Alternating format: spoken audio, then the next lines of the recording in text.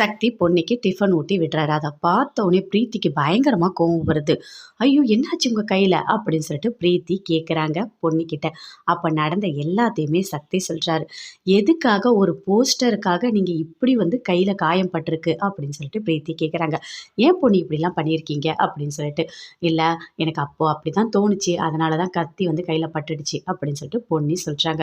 இங்கே என்ன நடக்குது தெரியுமா? ஆமாம், யார் பார்த்துக்கிறா பொன்னியே அப்படின்னு சொல்லிட்டு பிரீத்தி கேட்குறாங்க. எந்த வேலையுமே செய்ய முடியாது. ஆமாம், எந்த வேலையும் பொன்னியால் செய்ய முடியாது தெரியுமா?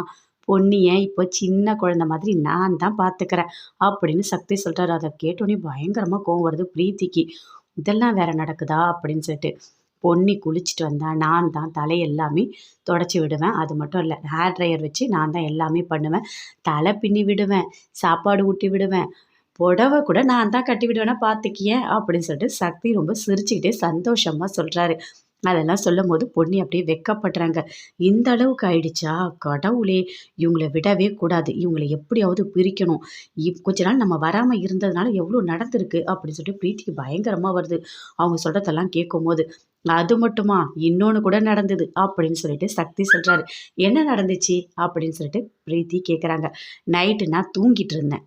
தூங்கிட்டு இருக்கும்போது பொன்னி மேலே படுத்துட்டு இருந்தாங்க. படுத்துட்டு இருந்தவங்க அப்படியே உருண்டு என் கூட படுத்துட்டாங்க.